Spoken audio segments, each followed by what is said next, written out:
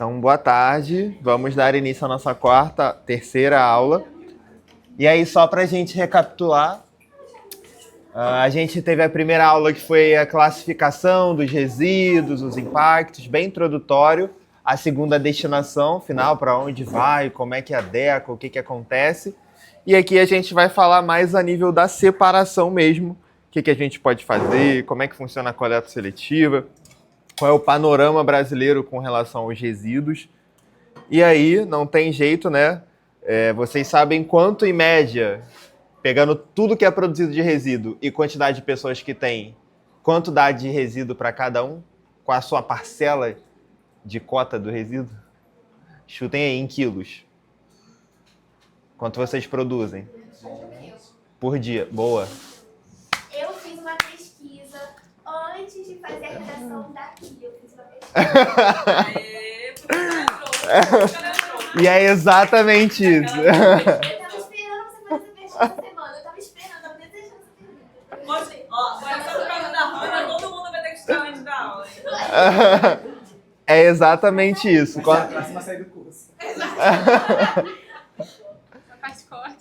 Quando a gente faz o cálculo de tudo que foi produzido e a quantidade de pessoas que tem no Brasil, na média dá mais ou menos 1 quilo por pessoa, mas a gente sabe que isso não é a realidade, né? É que quem tem menos recurso produz bem menos resíduo do que quem tem mais recurso. Então, apesar de não ser uma realidade, né? É uma forma da gente conseguir monitorar essas emissões a nível per capita Brasil. Então vamos ver um pouco do cenário. Esse relatório é de 2022, e aí em 2022 foram emitidos de resíduos no Brasil inteiro 81.811.506 toneladas de resíduos apenas em um ano de 2022. E quando a gente pega todos esses milhões de toneladas e divide por 200 milhões de habitantes, dá no ano mais ou menos ali 381 quilos. Então, na média, matematicamente, dividindo por todos, 380 quilos de resíduo por pessoa, mas na prática a gente sabe que aqui na região que a gente está é a que mais produz em relação a norte, a sul, centro-oeste. Então, não vamos nos atentar tanto a esse número de 381, mas ele é bom, porque se a gente perceber que está produzindo uma quantidade menor, quando a gente fizer essa nova média, vai reduzir. Então, é apenas uma métrica. E aqui tem um mapinha mostrando o percentual de contribuição para esses resíduos no Brasil. Veja que a gente está aqui, ó. Então, só o Sudeste é responsável por produzir quase que a metade de todos os resíduos do Brasil. E se a gente está falando que foi produzido 81 milhões, 40 milhões pelo menos foi só a região Sudeste. E aí a gente volta naquele ponto, né? Geração de resíduo está atrelada à capital. Então, onde estão as 3 maiores economias do Brasil? No Sudeste, que é Minas, São Paulo e Rio de Janeiro. Então, a gente tem aqui na nossa região a parte que mais produz resíduo. Logo em seguida vem o Nordeste, o Sul em terceiro e aí Centro-Oeste e Norte, 7,5% de emissão. Quando a gente faz um comparativo entre o ano de 2021 e o ano de 2022, a gente tem uma redução. E aí é um cenário positivo. Eu não achei relatórios mais recentes, acho que ainda não saiu, leva um certo tempo para processar os dados, mas comparando 21 com 22, teve uma redução. Então, por exemplo, aqui, ó, quantidade de quilos por habitante ao dia reduziu de 1,25 para 1,23. Caramba, é só um pouquinho, mas quando a gente joga esse pequeno ajuste naquele montante de milhões de toneladas, dá um valor efetivo.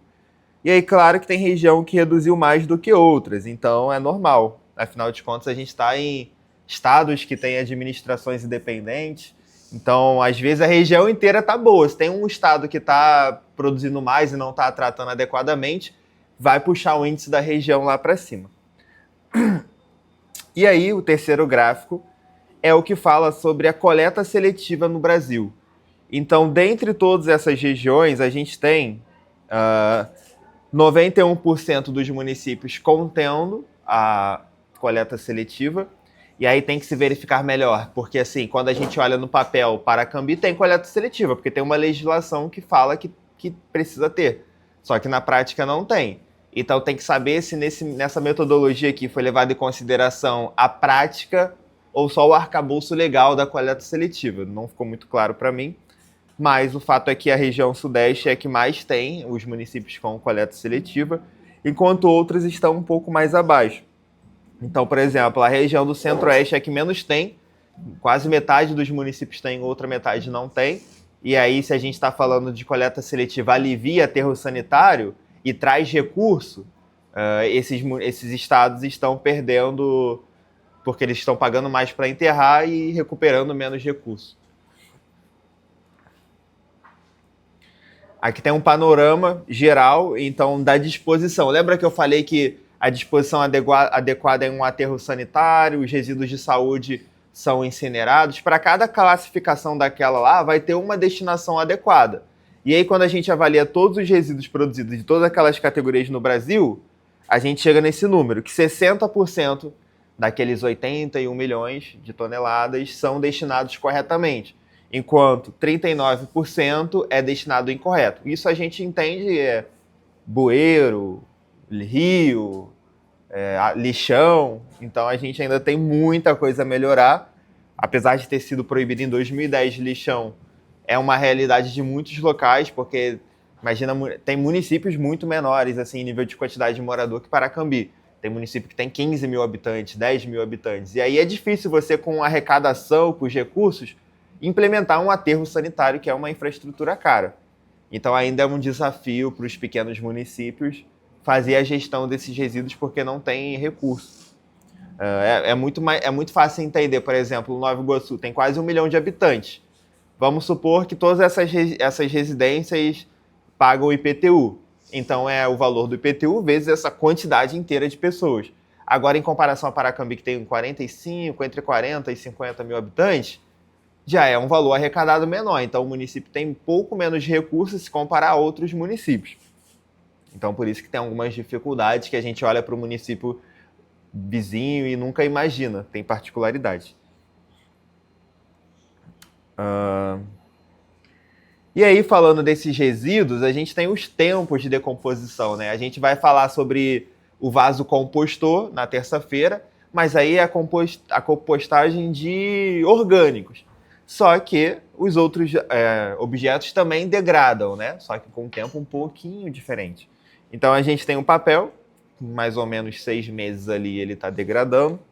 O isopor, que é um plástico, para quem não sabe, só que é um plástico inflado, tem muito ar, então ele fica levinho, mas ainda assim é um plástico. E aí leva um pouquinho mais de tempo, 8 anos.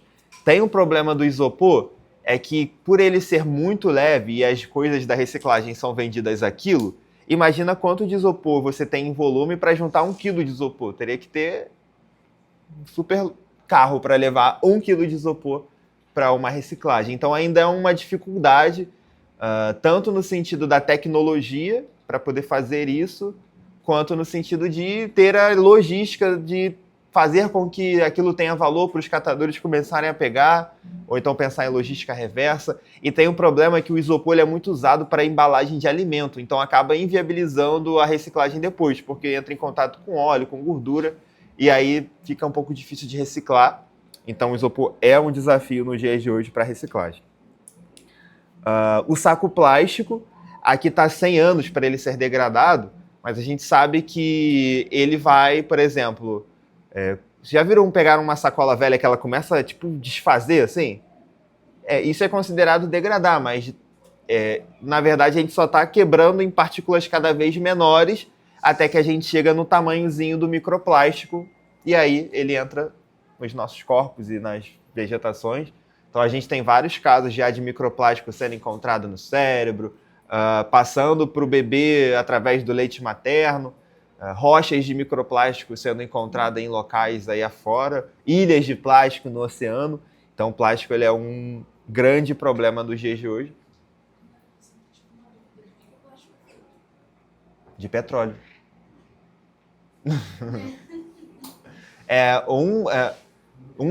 Quando você pega o petróleo, ele tem vários, você consegue tirar dele vários produtos. E aí um deles os produtos que vão originar os diversos tipos de plástico. Mas ele vem de fontes não renováveis. E aí tem que ter uma coisa muito clara, que é não demonizar certos materiais. Porque é muito fácil eu chegar e falar que tem que proibir o plástico, acabar o plástico, quando ele, na verdade, facilita muita coisa da vida da gente.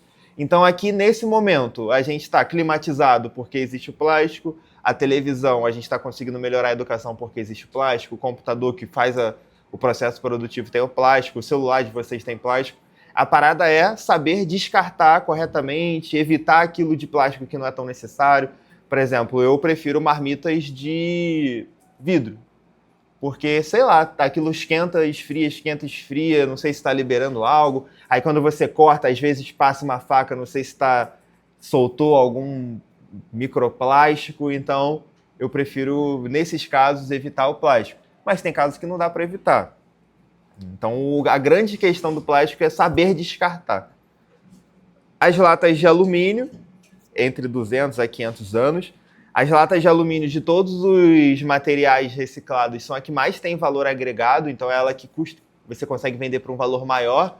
Por isso que o Brasil é uma referência na reciclagem de latas de alumínio. A gente tem, 99,9% das latas sendo recicladas, mas elas não são recicladas porque a indústria tem logística reversa, porque quando desenvolve a lata pensa-se nisso. Não, a gente tem isso porque a gente ainda tem uma parcela da população muito pobre que depende desse tipo de serviço, que é a catação, para poder sobreviver. Então é muito legal quando a gente fica anunciando que o Brasil recicla 99%, claro, porque tem muita gente na miséria que precisa fazer essa coleta.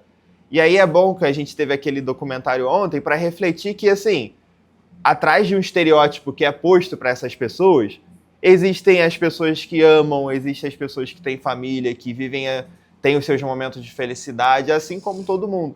Então, ainda há um ser humano por trás disso. Por isso, e devido à importância que esse serviço tem, eles deveriam ser muito mais reconhecidos e ter um investimento na área mesmo, porque é extremamente importante. Hoje, a logística reversa, que é esse processo das indústrias e das empresas ficarem responsáveis por pegar esse material de volta, ainda é muito fraca. Então acaba que muita da reciclagem é feita justamente pelos catadores. E aí o alumínio, como eu falei, é o que tem mais, por isso que eles catam. Mas, por exemplo, o vidro ele pode ser reciclado inúmeras vezes, é só derreter e moldar de novo. Só que ele é o que é menos valorizado para poder fazer a reciclagem. Então acaba que aquela pessoa que lá na ponta está coletando por necessidade, ela não está coletando pensando, nossa, quase ninguém coleta vidro, então eu vou pegar. Ela está coletando aquilo que vai ter um maior rendimento. Então, pensar na política de precificação desses materiais também é pensar que você vai estar aumentando a renda daquelas pessoas que estão coletando e incentivando a coletar outros materiais também. Então, é um olhar que a gente precisa ter. Os resíduos sólidos ainda é um tema que a galera, o poder público tem como um problema antigo, mas eu não vejo debater tanto a respeito dos direitos dos catadores, como melhorar as classes. Todo mundo sabe que precisa ter, porque nas legislações é obrigatório. Ou pelo menos a maioria delas fala que é prioritariamente ou então preferencialmente, dá muita atenção, mas na prática a gente não enxerga tanto isso sendo aplicado no cotidiano da gestão. As garrafas plásticas um pouco mais, os pneus, e aí, novamente, pneu tem que ser descartado corretamente, voltando para a indústria, porque ele é muito tóxico, então não coloque pneu com plantas, se você não quiser intoxicar sua planta, e dependendo do alimento que produz a planta, até você mesmo. E o vidro, como eu falei, o vidro é uma curiosidade, né? Ele não é considerado um material sólido no termo técnico da palavra, porque aí alguém que fez aqui engenharia e já teve a matéria de materiais. Alguém? Não? Achei que tivesse alguém da engenharia aqui. Precisa ter uma certa característica de ligação química para ser considerado sólido, que não é o caso do vidro. Então, apesar dele ser palpável, rígido, tecnicamente a gente não consegue chamá-lo de sólido. E aí tem alguns estudos com aquelas janelas, aqueles vitrais antigos daquelas igrejas europeias de 600 anos, 500 anos, que foi identificado um deslocamento de massa no vidro. Então, a parte de cima é um pouco mais fina do que a parte da base, justamente mostrando que, com o passar do tempo, há uma movimentação ali, o que não configura um material sólido. Então, apenas uma curiosidade. E lembrando que o vidro ele já é manuseado desde a época do Egito Antigo lá. O vidro ele ocorre de maneira natural no deserto, com calor, presença de areia, alguns outros elementos. Então, o vidro é algo que fica por tempo indeterminado. Eu vi muitos materiais falando que é indeterminado e vi muitos materiais falando que leva de 1 a 4 mil anos para degradar o vidro. Então...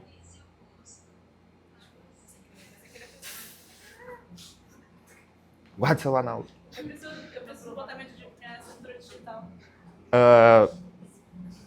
Então, o vidro é ideal. Já tem algumas empresas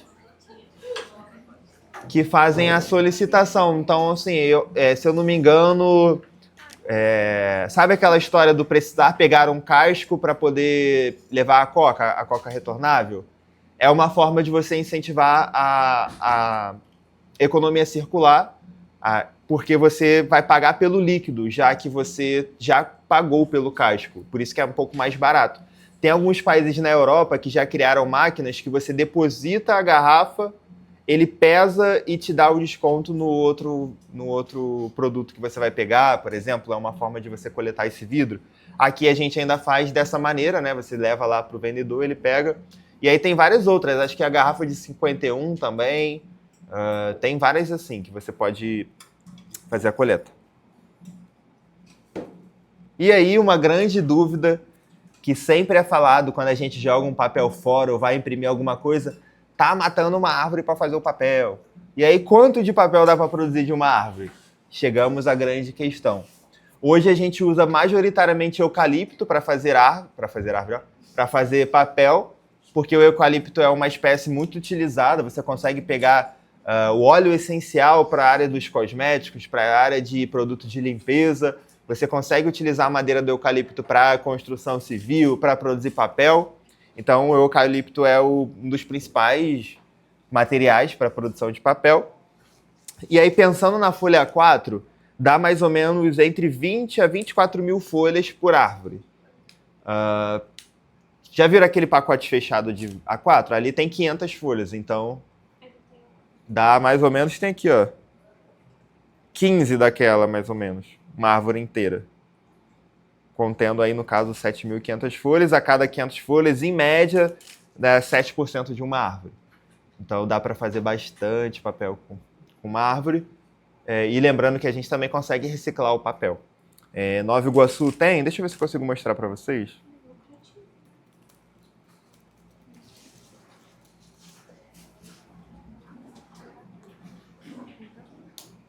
Aqui, ó.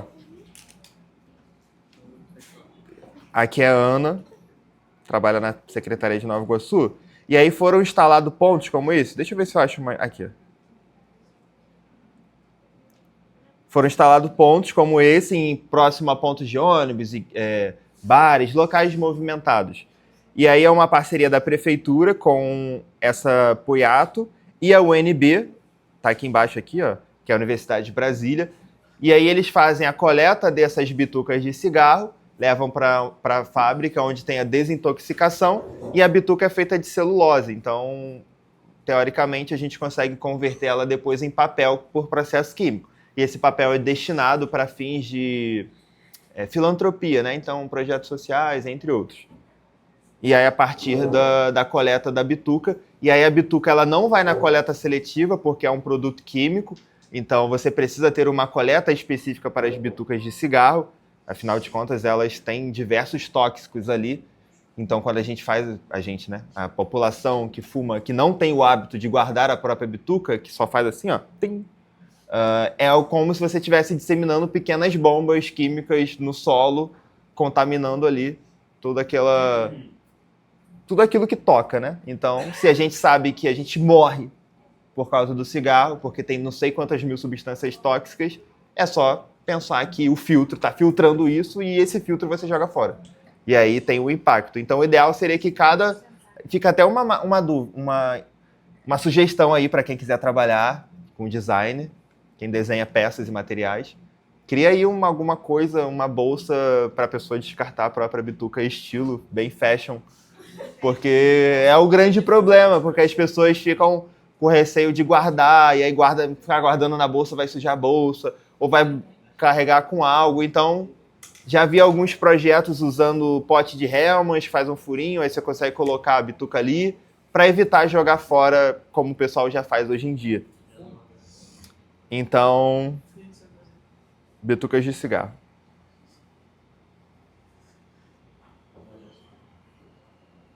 Ô, Gabriel, o que significa resma? Resma é o pacote. Ah, tá. É, aquele pacotão grandão de chamequinho, por exemplo. Eu não sei por que se chama resma, mas é o pacote, a embalagem com várias... É. Só ficou assim, eu acho. Não sei o motivo da palavra, mas é o pacote fechado. E aí, vocês sabem fazer coleta seletiva? Se eu fosse falar para vocês assim, olha, dentre os papéis que vão para a coleta, qual é o que pode e o que não pode? Caso a gente tivesse uma coleta seletiva aqui em Paracambi, que batesse na casa de vocês e falasse, vim buscar os resíduos que vocês separaram. Em relação a esses resíduos, saberiam falar o que vai para a coleta, o que não vai, o que é reciclado, o que não é?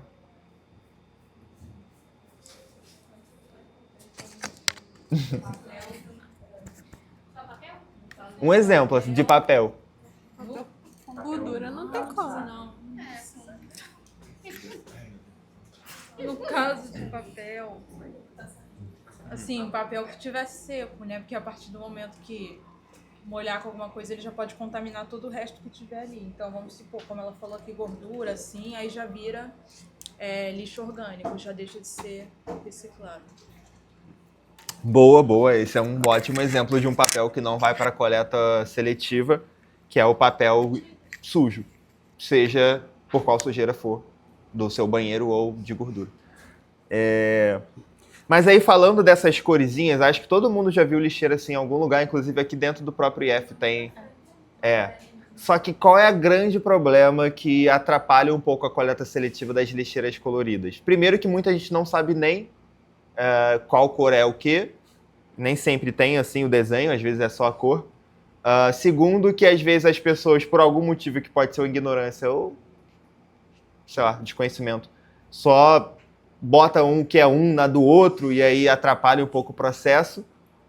E aí imagina, eu tô lá, separando todos os meus papéis limpinho, aí alguém limpa a boca cheia de gordura e joga lá, sujou os outros papéis, e aí você já dificulta um pouco.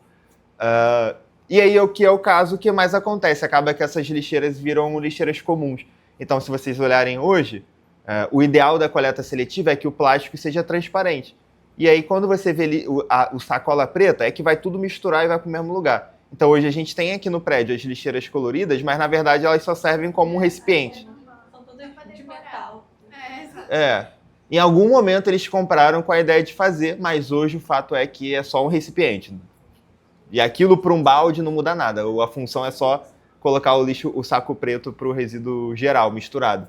Então, é um grande problema também a não continuidade. E aí, imagina, a gente aqui estudando isso direto já tem uma dificuldade de separar. Imagina eu tentar fazer com que a população de Paracambi comece a fazer coleta seletiva. E aí uma pergunta que eu faço em que momento da vida de vocês aprenderam sobre coleta seletiva? Alguém lembra? Assim, a primeira vez que se deparou com... Fundamental. E aí... Mas só viu, né? Até chegou a ensinar, mas foi pouco, assim, foi uma vez só e acabou. E aí, aí a gente tem vários problemas. Fala, gente. No fundamental, eu acho que a maioria entendeu, eu ficava sempre perdida depois para poder separar, que eu nunca conseguia separar. Sempre fazia tudo errado. Depois, quando eu entrei acho que no 6º ano, ou até depois mesmo, eu fui numa empresa, que a empresa, ela separa tudo, até os líquidos. Tipo assim, sei lá, almoçou, pegou seu prato e tal. Se sobrar comida, você descarta no lixo. Você vira o refrigerante ou alguma coisa no local. Em outro local, bota o copo em outro. Aí depois que nessa empresa que eu aprendi realmente a como separar. Não tem esse costume. mas eu aprendi. É um desafio. Lá em casa, quando eu morava com a minha mãe, era assim também. Eu fazia a separação, eu vou falar mais pra frente, entre recicláveis e orgânicos. E aí ela ficava, já tá separando, não sei o quê. Aí jogava tudo misturado. Aí eu ia lá, não é assim. Aí até que em algum momento, pelo menos ela passou Eu só aprendi quando eu fui na empresa mesmo. a respeitar. Acho que é Mas agora na ensina minha técnico. casa já é fácil pra mim, porque eu tenho 2 lixeiras, uma de orgânico e uma de reciclado. Aí como a coleta seletiva passa todo sábado, quando chega no sábado eu vou virando tudo no saco grande e boto lá. Na verdade eles chamam. Eu aprendi na Térnio. Na Térnio? Na Térnio. E aí, diante da dificuldade de fazer as pessoas terem essa conscientização para separar exatamente por material, uma outra alternativa que vem sendo implementada é a separação entre o que a gente chama de lixo seco e lixo úmido, ou lixo molhado, ou lixo orgânico. E aí, lixo úmido é o orgânico que gera líquido na decomposição, enquanto o seco é material inorgânico. Então é lata, é papel, é plástico, é vidro. Então a gente já que não dá para separar papel, plástico, vidro, metal, joga esses reciclados na mesma aqui e depois a gente separa. Já é algo, é melhor do que tentar fazer com que as pessoas separem por material. Então foi uma tentativa de tentar continuar fazendo essa coleta seletiva. Hoje no meu município é assim, então eu boto lá todo o material reciclado, plástico, metal, vidro, numa sacola transparente. Eles pegam óleo também, entre outras coisas, mas aí vai separado. Aí eu não preciso botar 4 sacolas, uma de papel, uma de vidro, não, deixa ali. E aí lá na cooperativa eles fazem a triagem, a gente vai ver como é que funciona. Falando dos resíduos secos, dentre todos eles, os materiais, o que é reciclável e o que não é reciclável. Lembrando que isso daqui é um conteúdo do governo do Pará, do ano passado, ou retrasado. E aí, por exemplo, o que pode ser reciclado de papel? O papel comum, que a gente vê, jornal, revista, envelope, cartazes velhos, folha de caderno, entre outros. Já o que não pode ser, papel sanitário, tem coisas que são bem óbvias, né? O papel sanitário, esses papéis parafinados, papel celofane, guardanapo, papel engordurado, aí esses tipos de papel já vão lá para o aterro sanitário mesmo, porque aí não tem como fazer a reciclagem dele. Teoricamente, iria para o caminhão do lixo que passa, e não para o caminhão da coleta. Pensando nos plásticos, os gerais que a gente conhece vão tudo para lá. Então, PET, tampa, frasco de produto, caneta, cano e tal. Mas tem alguns que não. Então, embalagens metalizadas, aquela embalagem dos Cheetos, que apesar de ser plástico, ela tem uma camada metalizada de alumínio ali, e aí você já passa a ter no mesmo material o plástico e o metal, então você não pode processar aquilo junto com os outros papéis. Precisaria ter um processo para separar. É igual a embalagem do Tetra Pak, que é a famosa caixa de leite. Vocês têm 4 camadas, tetra, então intercalando papel e alumínio para conservar. Só que qual é o desafio? Que quando a gente for fazer a reciclagem, tem que ter toda uma tecnologia pronta para separar cada camada e poder reciclar. E aí, pensando nos produtos, na reciclagem, é um desafio também, porque muitas das vezes exige que a pessoa tenha uma vontade de fazer. Porque, por exemplo, você acabou de beber a garrafa, o litro de leite. Precisa minimamente passar uma água ali para que aquele resíduo não fique lá dando cheiro e contaminando. Então, se você joga a caixa de leite para reciclagem e ela estiver suja, vai chegar lá e eles vão ter que descartar. Então, ainda que você precise ter o conhecimento do que pode e que não pode, precisa ter uma predisposição a querer para ter esses processos. De, vou beber um refrigerante, passa uma aguinha na garrafa, deixa lá, secou, bota para a coleta. Então, são desafios, porque para isso você precisa não só falar para a pessoa que ela tem que fazer, porque ela vai estar lá e falar, vai me dar mais trabalho. Essa pessoa tem que adquirir como um valor, uma informação. E ela precisa entender a importância. Se ela não entender a importância, para ela vai ser só um trabalho a mais. O que para mim não é, porque talvez seja porque eu esteja inserido nisso, estudando isso há muito tempo. E muitas das vezes as pessoas só têm contato com esse conteúdo uma vez na vida na escola, acabou de sair da escola, nunca mais vai ver. E aí acaba que a gente tem um problema da falta da educação das pessoas para esse tipo de trabalho. Então, a educação é um processo. Não sei se vocês sabem, existe uma política nacional de educação ambiental que fala tudo como deve ser. E aí, nessa política, fala assim, não pode ter na escola uma matéria de educação ambiental. Por quê? A educação ambiental ela não tem que ser vista como uma matéria só, ela tem que estar dentro de todas as matérias. Só que como é que eu vou fazer um professor botar educação ambiental, como a lei pede, se lá na faculdade o professor, na grade educacional dele, não tem nenhuma matéria ambiental? Então, por exemplo, pega a grade de matemática. Não vai ter uma matéria ambiental para ele fazer, se tiver vai ser optativa. Eu tive uma ex-namorada que fazia economia na rural e ela só tinha uma matéria que envolvia meio ambiente, que era economia de recursos naturais, que era optativa e ela podia ou não fazer. E aí você pensa, a gente está formando economista que não leva em consideração no processo de formação o meio ambiente, que é de onde extrai os recursos para gerar economia. Então ainda é um problema, porque a gente tem uma legislação que fala que a educação ambiental tem que acontecer em todas as matérias, mas a gente não capacita os professores para fazer isso. E aí acaba que precisa de projetos específicos ou uma coisa ou outra pontual ali, e isso não fica no cotidiano. Diferente das escolas do campo, por exemplo. Aí eu vou usar o exemplo da Karina, que estudou numa escola do campo, de educação do campo. Então lá tinha uma horta onde a professora de matemática, quando ia ensinar a equação, ela usava exemplos ambientais. Então vamos supor que numa horta eu tenho um espaço de X metros. E aí, levando em consideração que um vegetal tem que estar em certa distância do outro, quantos vegetais caberiam naquele espaço? E aí você começa a ter várias formas de aprender matemática com o meio ambiente. Então, o professor de ciências faz o mesmo, o professor de geografia faz o mesmo, e no final todo mundo tem um pouco de conhecimento ambiental dentro de cada matéria. Só que isso é muito restrito a algumas escolas ou outras, onde as pessoas que estão ali, no caso da escola dela, a diretora era formada em educação do campo, ela era muito engajada com esse tipo de educação, então ela conseguia fazer com que isso virasse parte da educação da escola. Mas tem escola que, assim, o diretor não tem essa pegada e aí acaba que a gente aprende e às vezes a única coisa ambiental que você vai ter é aquela aula de botar o feijãozinho no algodão, esperar ele crescer e você vai falar que aquilo ali é educação ambiental. Ou falar que tem que jogar lixo no lixo. Então ainda é um problema na base a educação ambiental. E, por exemplo, muitos dos temas que a gente já falou aqui dentro de sala de aula, pela matriz curricular da escola, seria obrigatório vocês terem. Só que ou isso não é dado, ou isso é dado de uma maneira muito superficial, porque os professores ali não têm essa capacitação na grade deles de universitária para dar. Então é um desafio. Falando do metal, então também tem o que pode e o que não pode. Então as esponjas de aço. Por exemplo, comprei uma lata de verniz.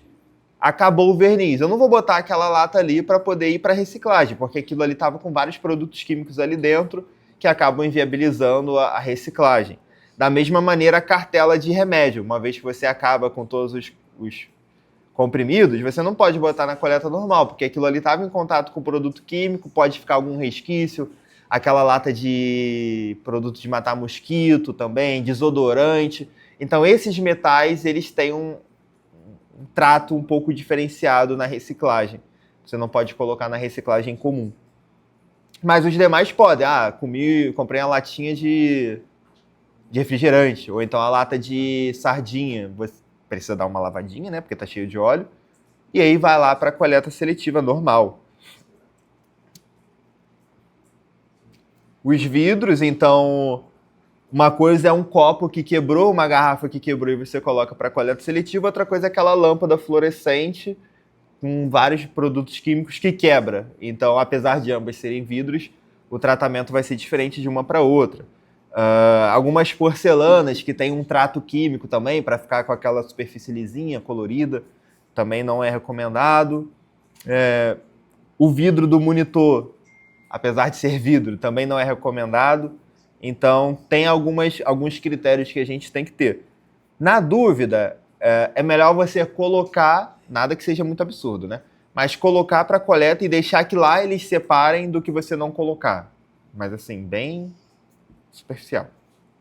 E a gente tem o rejeito. O rejeito aí sim a gente pode chamar de lixo, né?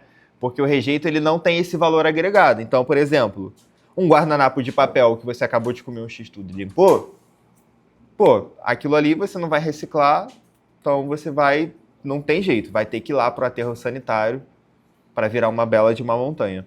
Assim como outras coisas, papel higiênico, porcelana, algumas outras coisas assim. Aqui está colocando tijolo como rejeito, mas a gente viu que tijolo pode sim, esse material de construção civil, pode ser reciclado. Vimos ontem. Ontem? Foi ontem, eu acho. Então vimos que, apesar daqui estar como rejeito, hoje já não é assim. Você pode pegar todo o seu entulho e, dependendo do seu município, ele pode destinar para um aterro sanitário que faça essa reciclagem. Assim como madeira também pode virar MDF, conglomerado, né? Então você consegue reciclar a lasca de madeira, o pó de serra que sobra das serralherias é muito usado pelas companhias de estrada. Então, pô, um caminhão tombou, vazou óleo. O procedimento é jogar pó de serra e aí você consegue depois vir com uma pá e remover aquele óleo porque ele é... Conseguiram entender, né? Ele... Isso, exatamente. Ele junta ali e aí se o óleo tivesse direto na pista, seria um pouco inviável você conseguir tirar ele.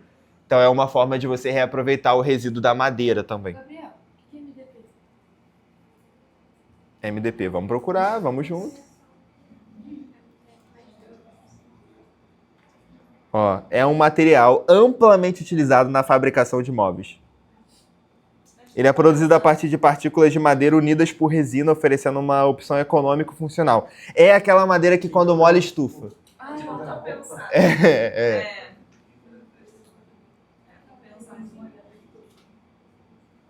não que MDF também não estufa, mas A MDF chega a ser pior.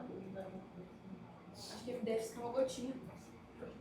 E aí, uma das metodologias que a gente tem para evitar esse descarte irregular é a logística reversa, onde as indústrias, as empresas que produzem esses materiais também ficam responsabilizadas por fazer o recebimento de volta e, ao invés disso ser descartado, ser utilizado como uma nova matéria-prima, seja para o mesmo produto ou para outro. E aí eu achei esse vídeo excelente do Iberê, do Manual do Mundo, falando sobre a logística reversa que o Boticário faz.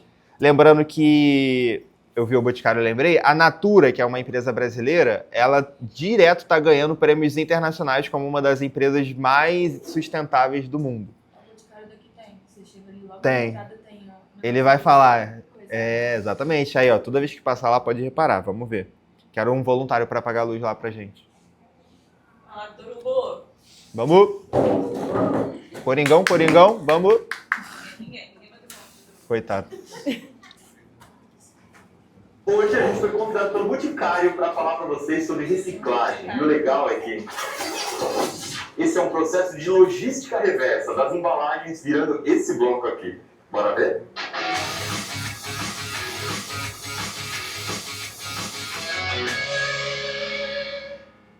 Sempre nos Bora Ver a gente mostra o que acontece dentro de uma fábrica. Elas fazem os produtos, depois eles ficam prontos, são levados para as lojas. E essa é a logística normal, mas hoje vai ser um pouco diferente. O Boticário, desde 2006, criou um programa chamado Bote Recicla. A ideia desse programa é conscientizar e ajudar os consumidores a descartar corretamente as embalagens. E isso é muito bacana e dá um trabalho, porque a loja recebe essas embalagens e é como se a matéria-prima estivesse nascendo de novo aqui. Ela tem que ser mandada para uma fábrica para virar outra coisa. Isso é a tal logística reversa. E o Bote Recicla é o maior programa desse tipo em quantidade de postos de coleta no segmento de cosméticos. Toda loja do Boticário tem um posto de coleta. São mais ou menos 4.000 lojas em todo o Brasil. Mais de 1.700 municípios. O Brasil é um dos maiores produtores de plástico do mundo. Mas vocês acreditam que menos de 2% do plástico é reciclado? Se a gente não parar para pensar no jeito que a gente descarta as embalagens, em breve o planeta vai virar literalmente um planeta de plástico. E não por acaso o Boticário lançou um site para a gente ver como o planeta ficaria se virasse um deserto de plástico. Quem sabe assim a gente faz alguma coisa para que esse mundo de plástico fique só no virtual, né? O processo começa nas lojas. O cliente vem com a embalagem vazia e coloca nessas urnas. Eles aceitam embalagens de cosméticos de qualquer marca. As urnas vão se acumulando e quando chega um caminhão com produtos novos, ele já aproveita e leva esse material para um centro de distribuição. E agora esses materiais vieram parar aqui, numa cooperativa de reciclagem.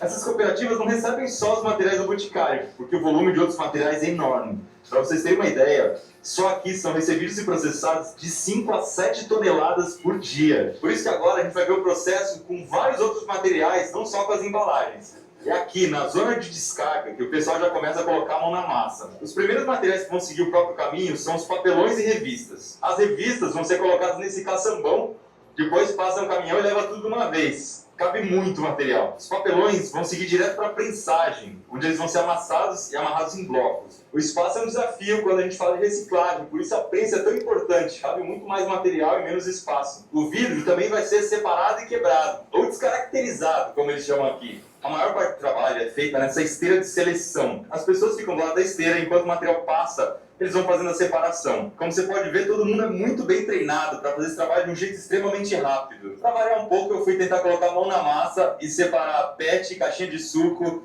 e sacola plástica. E eu descobri que eles são muito mais rápidos do que eu imaginava. É muito difícil de separar enquanto a esteira está passando. Aqui nessa seleção, eles não estão procurando tudo. Eles focam em alguns materiais, principalmente no plástico PAD, que é o polietileno de alta densidade. É aquele que tem um triângulo com o número 2. Ele é separado entre o colorido e o branco. O PET também é separado por cor. Eu estava tirando o transparente, mas na minha frente o pessoal estava separando o azul e o cor de abóbora. Nessa esteira, eles também conseguem tirar boa parte dos rejeitos, que são os materiais que não são processados aqui nessa cooperativa. Tanto os PADs quanto o PET vão seguir para a prensa. Aí o processo deles já terminou. Todos os outros plásticos, PVC, PP, PS, são colocados juntos nessas sacolas gigantes, nesses bags. E aqui eles usam 2 especialistas em identificação de plástico para conseguir separar esses materiais, porque esses plásticos são muito parecidos entre si. Como é que a gente pode ajudar vocês organizando melhor o lixo? O que as pessoas poderiam fazer em casa que ajudaria no trabalho aqui? Então, o que a gente pede para facilitar? Separar o material seco do molhado. É bem simples assim mesmo.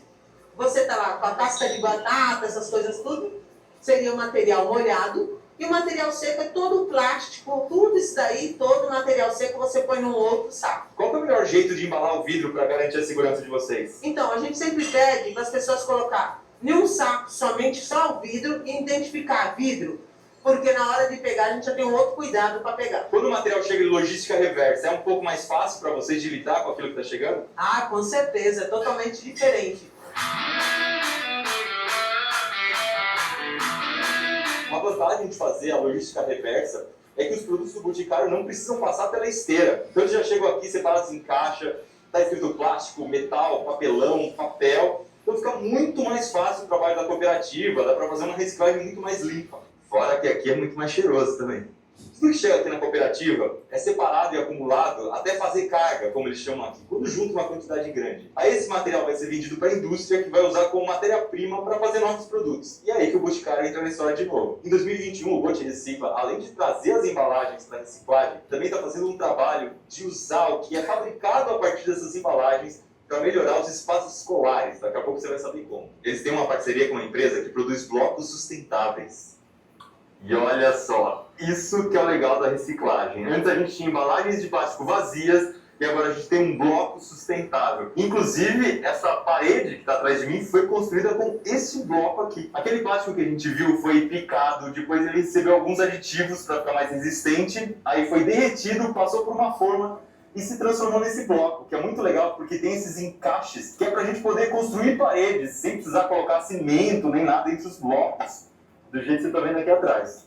Essa loja foi construída praticamente inteirinha com esses blocos sustentáveis. E além de usar nas lojas, o Boticário também vai usar esses blocos para construir espaços sustentáveis em escolas públicas por todo o país. A ideia é que a reciclagem ajude a construir espaços que promovam a educação, que é de verdade o que pode fazer a gente virar o jogo. Dá uma olhada nas redes sociais dessa campanha e aproveita para dar uma espiadinha no mundo que a gente não quer que vire verdade. O site do Planeta de Plástico que o Boticário preparou.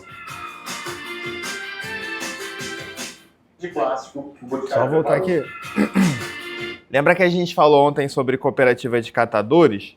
É esse o caso. Então, ao invés dessas pessoas todas terem que ficar ou no meio do aterro, não mais aterro, porque o aterro não é permitido, mas em lixões, ou andando na rua. Não, no aterro não é permitido você... Então, ao invés dessas pessoas andarem na rua, no calor, ou quando não tá calor, na chuva, elas ficam lá tem um vínculo empregatício, então elas vão ter uma mínima segurança enquanto na rua, enquanto ela estiver coletando, ela tem dinheiro, se ela parar, ela não tem. E aí é muito mais fácil. Imagina se todas as empresas, por exemplo, destinassem os resíduos para essas cooperativas. Lembrando que tudo que é vendido por eles é dividido igualmente, então não tem essa de que, tipo, um ganha mais do que o outro porque está coletando mais. Não. Então você também constrói um senso de coletividade ali. Já que se você coletar mais, todo mundo ganha igual. Então, assim, todo mundo tenta coletar mais. Não fica aquela competição. Sem contar que é muito melhor você ficar trabalhando aqui paradinho do que carregando peso ou mexendo em produtos que você não sabe o que é. E quando a logística reversa vem, já vem tudo prontinho, tudo separado, o que é um facilitador também. Então, o ideal é que cada município, pelo menos, tivesse um desse. Quando não pudesse ter, tivesse um consórcio, como é o caso de Nova Iguaçu. A cooperativa de Nova Iguaçu não fica em Nova Iguaçu, fica em Mesquita, mas ela pega resíduos de outros municípios também e leva para lá. No caso de Nova Iguaçu, é uma cooperativa de mulheres, que começou por uma mulher, e aí ela foi pegando, que ela era catadora, e ela foi pegando gente nessa trajetória, crescendo, e hoje os resíduos de Nova Iguaçu são encaminhados para lá. Então, é o exemplo de que deveria ter. E aí, falando dos resíduos úmidos, ou molhados, ou orgânicos, depende do nome que você queira dar, o que pode colocar à vontade? Fruta, legume, verduras, grãos e sementes, o sachêzinho do sal, aquele papel do filtro de café, da borra do café também pode entrar na reciclagem. Sachê de chá. Ou sal. Sal? O sachê do chá. Todo mundo fala sachê do chá. Sachê do chá. Casca de ovos também. Mas lembrando o quê? Se na sua casa você come muita banana, frita muito ovo e faz muito café, você pode produzir um belo de um adubo orgânico lá com a casca de banana, a borra do café, tritura a casca do ovo, bota dentro de uma garrafa com água, deixa fermentando ali uns 3 dias em um lugar escuro, e aí depois você faz o processo vai regar a planta, pega lá um pouquinho daquele líquido, mistura na água para regar, que você vai ter um adubo que a sua planta vai ficar excelente. Gabriel, essa semana eu fui fazer café e eu descobri que a minha cafeteira não precisa Do filtro? Eu descobri E você gastando papel, tá vendo? Não, eu nunca tinha feito. É aquela de telinha. nova, É. eu não sabia. Aquelas telinhas, né? Tanto que o pessoal fala, usa o de pano, porque aí você não precisa ficar gastando papel. Tem várias formas. É importante lavar o pano, tá, gente? Mas tem umas que já pode. Tem uns que é bom até dar uma trocada. Aí quem entende de café vai te falar que um prefere com filtro de pano, outro prefere do filtro de papel porque o gosto muda. Mas aí é quem entende de café. Como a gente está olhando do ponto de vista ambiental, a gente prefere que você use filtros reutilizáveis ou então o próprio que não precisa de nada, né? Já vem na cafeteira. Aí a gente tem um outro que é o que tem que ter cuidado. Então, por exemplo, alimentos cozidos tem que ter cuidado, frutas cítricas e a própria borra do café. Por quê? São alimentos que, quando colocados lá na sua composteira, podem modificar ali a acidez, o pH daquele solo e aí gerar um desequilíbrio. Se você tem uma composteira grande, moro num sítio, composto tudo lá num canto onde eu boto todas as folhas, resto tudo de comida lá. Aí não tem problema, porque você vai ter muito solo. Agora, se você tem uma composteira pequena, às vezes é uma casca de limão que é o suficiente para acidificar todo aquele solo. E aí, lembrando que quem faz a compostagem são os micro-organismos. A gente está falando de bactérias e fungos, principalmente. Lembrando que minhoca e alguns outros insetos também degradam isso, mas principalmente bactérias e fungos no geral. E aí, se você deixa muito ácido e eles não vivem, não vai estar nenhuma compostagem acontecendo. Então é importante ter um cuidado. Por isso que no nosso, como é pequenininho, a gente falou, não é recomendado trazer cítricos, limão, laranja, tangerina, justamente porque isso faz mudar o pH daquele solo. Alimento tem que ter cuidado, porque pode atrair animal pelo cheiro, e aí você não quer a sua composteira em casa sendo visitada por ratos, gambás, entre outros animais, baratas, etc. E aí o que evita-se é basicamente gordura, porque vai contaminar mesmo. Carnes e ossos, a decomposição desses materiais gera um cheiro muito forte, aí sim vai começar a aparecer mosca, entre outros animais. E aí é um processo natural, tá? A mosca, ela bota aquela larvinha lá, e aí a larvinha vai se alimentando, degradando aquilo ali para se desenvolver. É ecologia, é assim que acontece na natureza, só que a gente pode controlar isso dentro da nossa casa. Então não é recomendado pela higiene que você fique colocando resto de comida, temperada, carne, coisas assim, porque não vai ser tão agradável o cheiro nem o risco que é de atrair alguns animais ali. A mesma coisa laticínios, né? Um queijo podre gera um certo cheiro e ninguém quer ter uma coisa em casa que gere esse cheiro. Então é isso aí, a gente de maneira geral vai jogar lá no lixinho do saco preto que vai pro caminhão do lixo mesmo. É importante esse aviso, porque na semana que vem vocês vão construir o vaso compostor. Vocês estarão trabalhando com resíduos orgânicos. No primeiro dia, de boaça, vai ser de boa mexer ali. Mas aí, por favor, continuem fazendo a composteira de vocês. Quando vocês forem abri-la, não vai ter, às vezes, um cheiro tão agradável. Às vezes, não vai ficar um cheiro tão agradável. Eu tenho um segredo para não ficar com cheiro ruim. Qual é o seu segredo? Então, o que gera o cheiro ruim é quando a gente tem aquela decomposição na ausência de oxigênio. Que aí as bactérias que a decompõem, que elas não precisam de oxigênio para respirar, elas liberam gás metano como resultado da decomposição. Já as bactérias que usam oxigênio, elas liberam água no resultado de decomposição, que é o que gera um pouco do chorume também. Então, se você periodicamente jogar a quantidade de resíduo orgânico lá, fiz uma salada, limpei a cebola, descasquei os legumes e joguei lá no meu vaso. Cobrir com uma camada de material seco, que aí pode ser folha seca ou terra. E periodicamente você revirar, você evita com que a degradação seja feita pelas bactérias anaeróbicas que dão um cheiro ruim, e aí você vai evitar também que aquele resíduo tenha um cheiro ruim.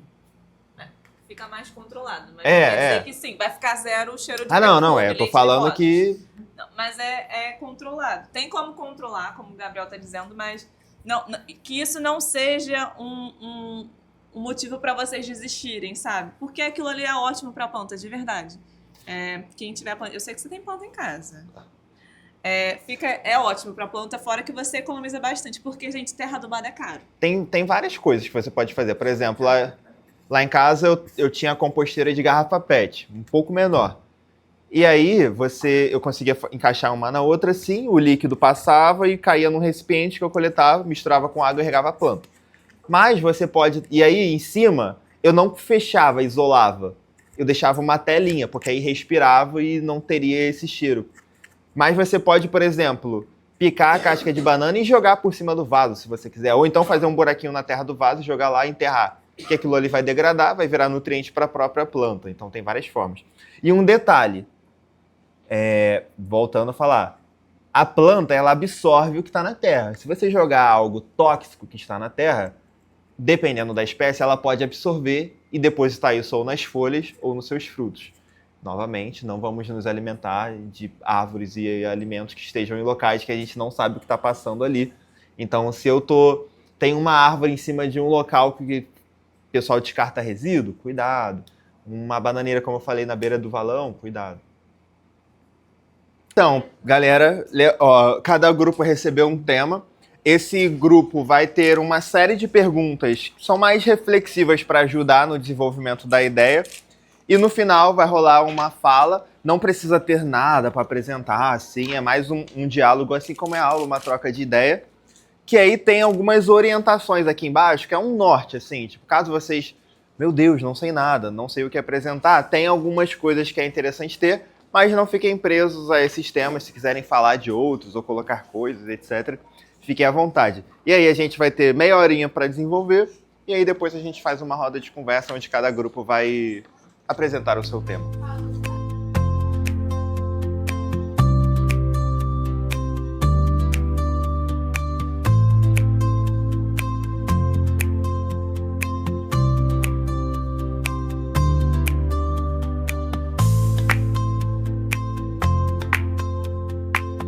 Gente, boa tarde. O meu grupo é o grupo 3 e a gente vai falar sobre desperdício de alimentos. E o Matheus vai começar. Boa tarde, gente. Eu sou o Matheus. Eu vou dar uma breve explicação do que é o desperdício de alimento. A gente já tem uma leve noção. É um problema mais comum do que parece. Mas é um problema tão complexo quanto. Já que não é só aquele restinho de comida que a gente deixa no prato. O desperdício de alimento é todo aquele alimento que tem um valor nutricional.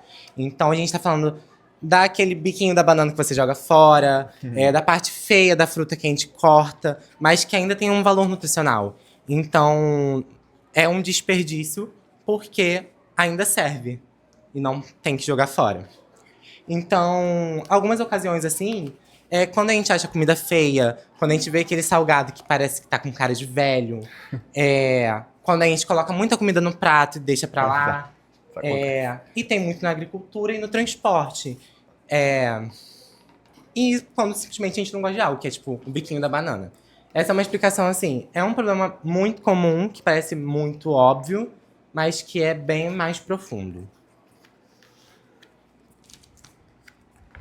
Boa tarde, gente. Meu nome é Júlia e eu vou falar sobre onde ocorre o maior desperdício de alimentos. E geralmente você deve pensar assim, o maior desperdício deve ocorrer em restaurantes, mercados. Mas não, o maior desperdício ocorre nas casas mesmo, que é onde vai para os consumidores finais. E também ocorre 90% do desperdício ocorre durante o manuseio e o transporte dos alimentos. E os mercados, eles desperdiçam 2% e o restaurante desperdiça 5%. Mas nas casas, cada brasileiro descarta em média 41 quilos de alimentos por ano. Nossa. Então é isso. Então, gente, o principal efeito no meio ambiente que o desperdício pode causar é que, assim, o desperdício é um grande contribuidor para a emissão de gases poluentes, metano e CO2. E, de acordo com a Move for Hunger, representa cerca de 8% das emissões globais, intensificando as mudanças climáticas. Além disso, gera contaminação do solo e da água, por causa do chorume. E desperdiça recursos hídricos e recursos naturais e pode provocar desmatamento e perda da biodiversidade por causa das agropecuárias. Oi, gente, boa tarde. Meu nome é Sofia e eu vou falar como a gente pode evitar jogar comida fora. Para começar, fazer uma lista quando você vai no mercado, né? Aí você só compra o necessário mesmo, porque às vezes a gente, tipo assim, compra o que tá acostumado, e o que tá acostumado não é o que tá em falta. Aproveitar melhor os alimentos. Uma coisa que eu não sabia, que eu descobri pesquisando, é que a parte branca da melancia pode virar um doce. Sim, Eu as não sabia cascas disso. podem virar doces e também produtos de limpeza, principalmente de limão e de laranja. Uhum. E caso assim você tenha comprado em excesso, você pode distribuir para as pessoas que necessitam, né, que não têm condições de comprar, e também para ONGs e institutos. Gente, boa tarde. Meu nome é João e eu vim trazer umas simples atitudes que podem mudar o desperdício de alimentos, que é a gente evitar colocar comida em excesso no prato que não vai comer. Isso gera bastante desperdício de alimento, inclusive nas nossas casas. E também em mercados e hortifrutis conservar mais os alimentos, né? Porque tem hortifruti que faz pouco caso, que deixa lá se estragar, pega, joga fora, não quer nem saber. E também isso causa um impacto social, agrava insegurança alimentar e a fome também. É isso. Não sei se vocês já viram, tem uma plataforma que pega restaurantes que já não vão vender mais aqueles produtos na vitrine e botam numa caixa e você compra meio que sem saber o que vai receber. Aí, por exemplo, sou uma loja de donuts, aí chegou no final do dia, eu não vou botar aquilo na vitrine no outro dia. Então eu jogo nessa plataforma e aí a pessoa compra e aí vem, tipo, donuts sortidos, assim. Eu nunca vi disso, o pessoal comprando Food to Save. Então, Food to Save é uma plataforma justamente.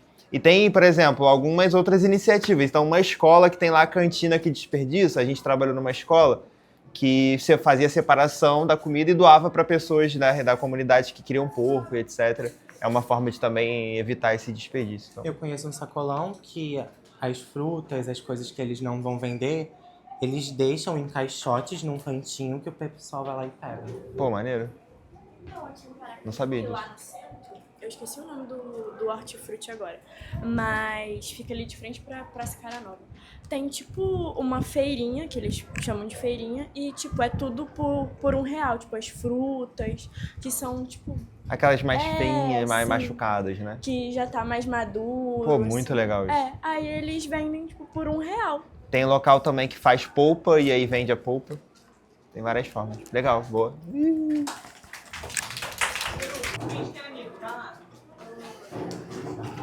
Pode. Boa tarde, meu nome é Giovana, né? Meu grupo aqui todo. A gente ficou com o grupo 1, que o tema é coleta seletiva e separação correta dos resíduos. A Dani vai começar falando um pouquinho e depois vai em sequência. Bem, a coleta seletiva é o recolhimento de resíduos sólidos, tanto orgânicos quanto materiais recicláveis, que são classificados de acordo com a sua fonte de origem, podendo ser de residências, empresas, entre outros. E esses resíduos são depositados em contentores indicados por cores, visando a reciclagem e o descarte correto. Entre os benefícios da coleta seletiva, nós temos a redução do volume de lixo nos aterros sanitários, a economia de recursos naturais e de energia e a promoção da sustentabilidade ao separar os materiais recicláveis dos rejeitos.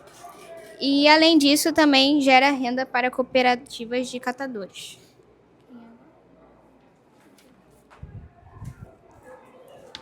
Eu vou falar aqui sobre... Eu e a Bia vai falar sobre as latas, né? A separação. A de papel, que é a azul, que é para caixa de papelão, jornal, revista, folha de caderno, sulfite. O plástico, que é o vermelho, é para garrafas PETs, embalagens de limpeza, sacos plásticos, potes, bacias, isopor e etc. E o metal, que é o amarelo, serve para latas de alumínio, latas de aço, ferragens, pregos, panelas sem cabos e por aí vai. Eu vou continuar com o que a Isabel estava falando, né? E os principais também são o vidro, resíduos orgânicos e eletrônicos. A reciclagem do vidro ela é um processo infinito e sustentável, porque elas passam por um processo de tritura, de separação, e são usados para criar novos produtos, né? De tipo garrafa também e potes de vidro. Os resíduos orgânicos eles podem ser usados para compostagem e transformados em adubos, e isso beneficia o solo, né? Os eletrônicos como o celular, pilha, eles têm que ser descartados de forma correta, porque pode ser perigoso, e aí precisa procurar um ponto específico para isso, porque não pode juntar com os outros tipos de resíduos, né? E é isso. Eu vim falar sobre a separação dos lixos de maneira correta entre as cores. Como a Isabel falou, tem o azul, que é o papel, o vermelho, que é o plástico, o verde, que é o vidro, que a Bia falou, o amarelo, que é o metal, mas não são só esses. Tem o marrom, que é o orgânico, o cinza, que é o rejeito, que o Gabriel explicou na aula de hoje, e tem outras cores mais específicas que eu encontrei no Google, que eu realmente não sabia que existia, como, por exemplo, a cor roxa, que é resíduos radioativos, que eu não sabia que existia isso. Tem. É bem maneiro. O branco, que é resíduo de saúde. coisas de hospital, esses negócios assim, remédio e tal. O preto, que é madeira, que o Gabriel mostrou na aula de hoje. E o laranja, que são os resíduos perigosos, como a Bia falou, que é a pilha, celular e coisas mais de tecnologia, assim. E a separação do lixo por cores segue um padrão internacional e nacional para facilitar na seletiva e na reciclagem, que tem até um nome específico para isso, só que não consegui achar muito bem. Não, boa, perfeito. Bom, eu vou falar sobre os problemas que podem ocorrer quando o lixo não é separado de forma correta. Eu sei que praticamente o que todo mundo sabe, mas eu vou puxar dois que são os principais que eu achei mais importantes, que é a contaminação, obviamente, dos recicláveis, que líquidos ou lixos orgânicos ou resíduos? É isso aí. São misturados com papel, vidro ou até mesmo plástico. Esses materiais acabam ficando sujos e impossibilitam a reutilização deles. E, né, eu achei isso muito importante. Falar, peraí. O risco também para os trabalhadores da coleta, ou melhor, os catadores. Vidros quebrados, seringas contaminadas, ou objetos cortantes misturados com lixo comum atrapalham o trabalho desses catadores e afetam principalmente a vida deles, né, principalmente ali com vidro, que pode acabar cortando a mão.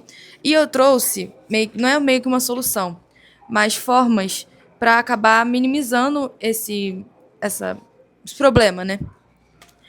Em relação à separação do lixo, ter categorias básicas, como de reciclável e orgânico.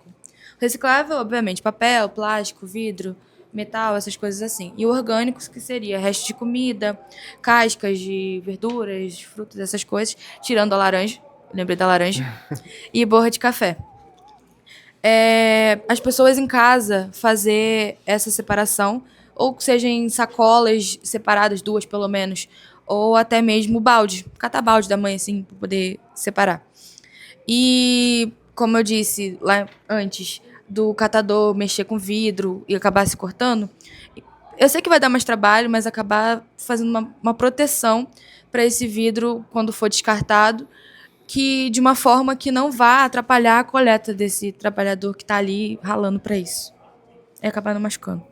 Falando só do vidro, você pode colocar ou numa caixa, escrever, ou botar num saco e colar um papelzinho falando vidro. Lá em casa a gente fazia com o jornal. A gente pegava o jornal, embalava o vidro. Minha avó tinha mania de passar fita e escrever para poder realmente a pessoa não cortar a mão. Sim, sim. Eu vou falar o que a gente pode fazer na escola e nas casas para melhorar a coleta, que é separar o lixo corretamente nas cores da lixeira que eles falaram, limpar os resíduos, igual você falou da caixa de leite, lavar antes, leite condensado, criar pontos de coletas, as escolas fazerem campanha e incentivar a reutilização, que aí você reduz a quantidade de resíduos. O descarte. Boa. Foi? Aqui em Paracambi não tem a coleta porta a porta, mas tem os pontos de entrega voluntária que também fazem esse papel, que são esses pontos que a gente fica vendo aí na cidade. Não sei se tem muito a ver. Não sei se tem muito a ver com isso aqui, mas antigamente, minha avó que falava que passava um caminhão que eles davam um lixo preto, um saco preto, e você ia descartando, e eu acho que, tipo assim, certo dia da semana, eles voltavam de manhã para poder pegar de novo, entendeu? E deixar outro saco. Isso parece muito com a coleta seletiva que acontece lá em casa, onde eles deixam, toda vez que o caminhão vai lá, que é sábado, ele recolhe aquela quantidade que eu produzi e me deixa bolsas para eu continuar acumulando. Só que agora eu não sei se isso acontece mais. Eu nunca mais vi. Mas parece ser um modelo. Não tem uma pessoa... É uma pessoa que vocês já conhecem, né? Legal, isso é legal que ajuda essa pessoa pra caramba. Antes era uma equipe, agora é pelo Oi, gente, boa tarde. Meu nome é Ana Clara. O nosso grupo ficou responsável por falar sobre descarte irregular de resíduos e o Lucas vai começar introduzindo um pouquinho. Bom, o descarte irregular de resíduos são lugares não autorizados onde as pessoas colocam. Locais... Tipo ruas, bueiros, terrenos baldios ou até mesmo lugares escondidos, que seria isso. Ou aquele rio que a pessoa joga assim, né? Sim, isso também é um crime ambiental, que está na lei de 1998, se eu não me engano. Oi, gente, boa tarde, meu nome é Letícia e eu vou falar onde ocorrem esses problemas, os locais, que já foi citado alguns, como os rios, que normalmente quando as pessoas saem, aí pega a pessoa que não tem tanto conhecimento ou não faz tanta noção, não dá tanta importância para isso, joga nos rios, joga em locais mais abertos, parques, no bosque.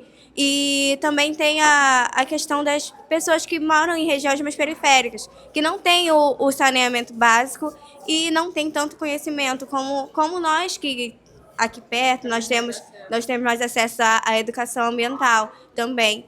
E tudo isso vai acarretar a ter mais o descarte incorreto do lixo. Do lixo não, dos resíduos. Então, sobre os impactos tanto no meio ambiente quanto na saúde, a gente separou alguns, né? Que no meio ambiente, quando você descarta algum resíduo irregularmente, isso pode gerar contaminação severa do solo, da água ou do ar, já que aquele lixo ele vai ficar depositado naquele lugar, né? O resíduo vai se decompor, aquilo pode chegar ali no lençol freático, que, no caso, esse tipo de contaminação do ar também, né? Porque gera aquele gás metano que vai para a atmosfera.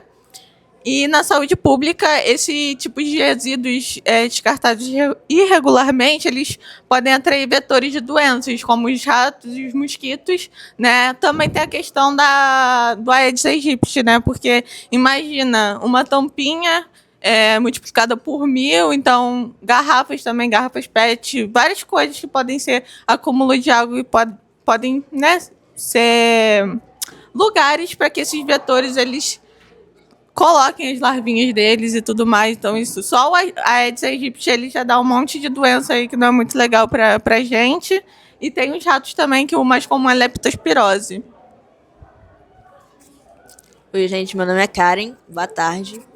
E o que eu vou responder é o que pode acontecer quando o lixo é jogado em rios, ruas ou terrenos. E pode causar a morte de espécies da região poluída, a contaminação de plantações e enchentes. Tem um ponto que eu gostaria de citar, é a questão do vidro, que até a Giovana falou no grupo dela, porque aqui em Lages eu vejo que tem muita gente de forma desnecessária, que por algum motivo que eu não entendo, pega o vidro assim e simplesmente joga nas ruas sem motivo nenhum.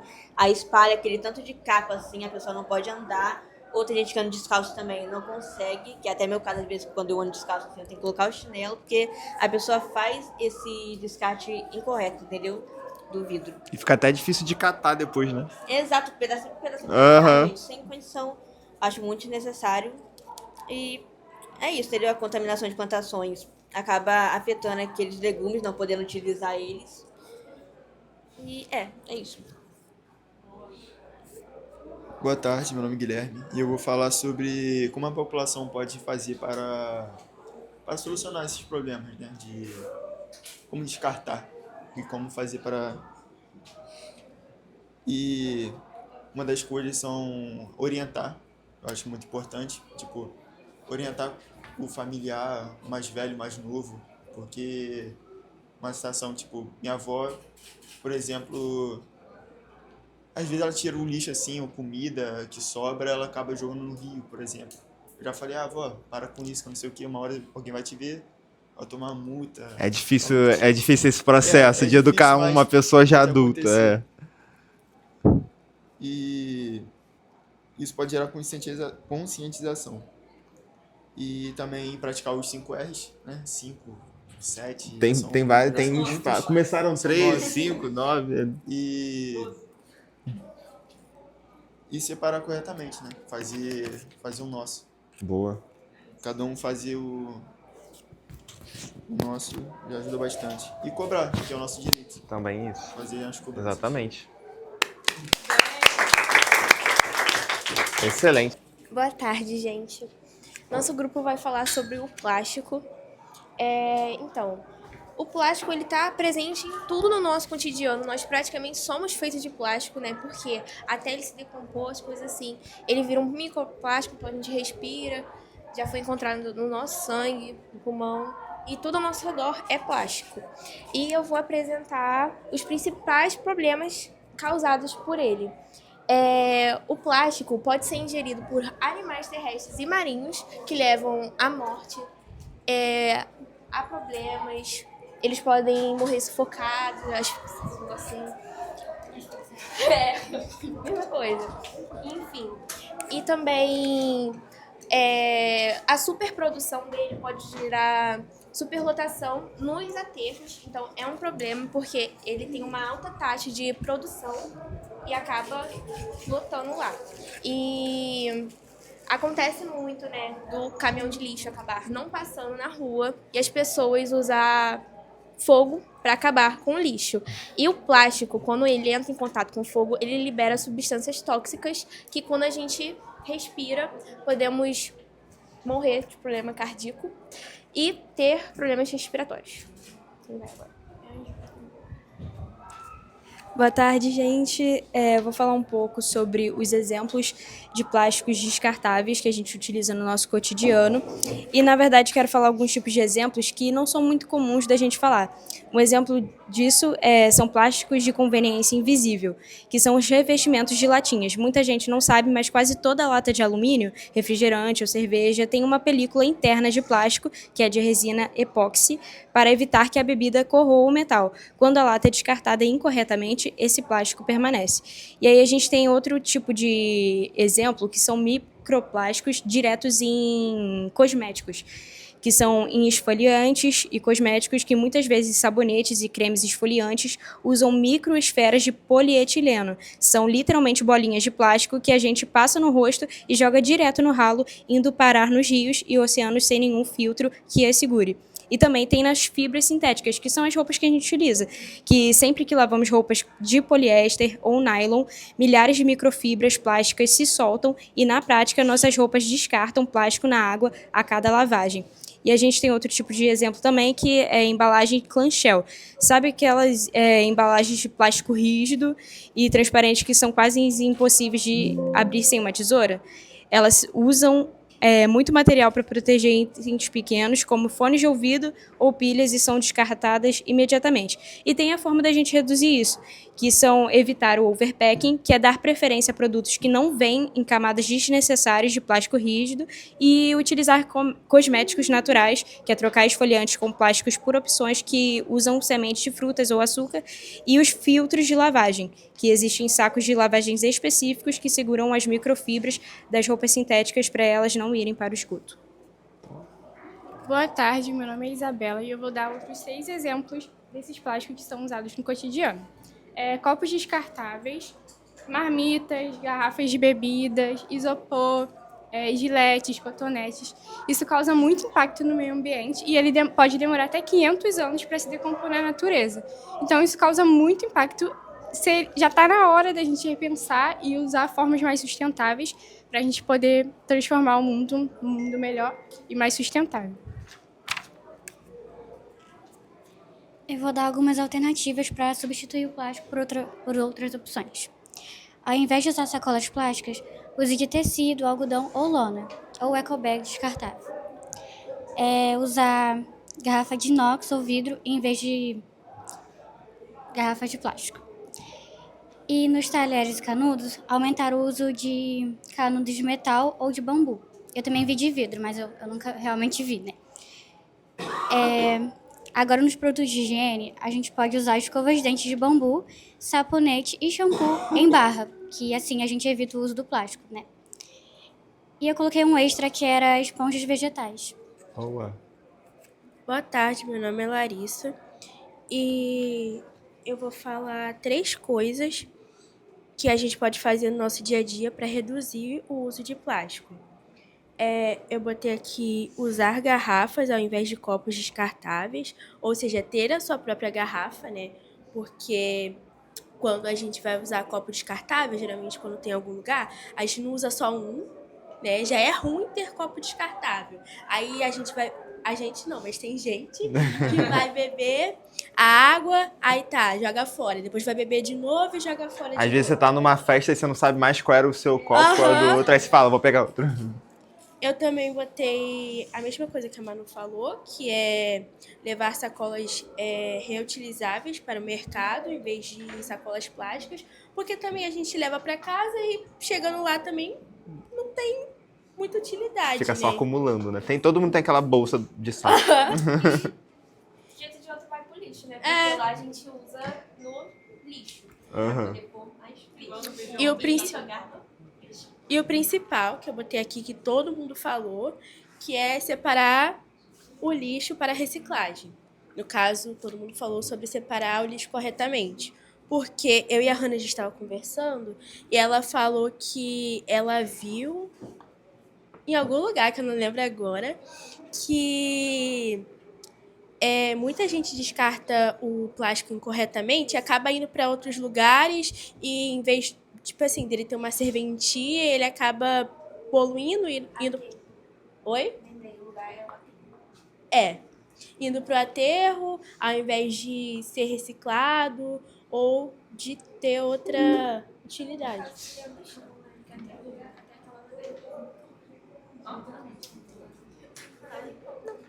Tá bom. Oi? Tá bom. Quando a gente estiver apresentando, tomem cuidado quando vocês usarem palavras generalistas, tipo assim. Um exemplo só. Somos feitos praticamente de plástico. A gente sabe que nós não somos feitos praticamente de plástico. Então tem esse cuidado na hora de apresentar, principalmente com a informação sendo filmada, sabe? Para não parecer que a gente está passando essa informação. Uma colocação muito boa da Larissa. A Larissa foi quando ela falou assim, a gente, aí falou, a gente não, mas tem gente. Usar preconceitos ficaram bravos quando todo mundo declarar que eu me cortar árvore. Todo mundo corta árvore? Não. Então ter cuidado com essas falas generalistas, tá? Gente, a apresentação de todos vocês foram muito boas. Vocês não fazem ideia.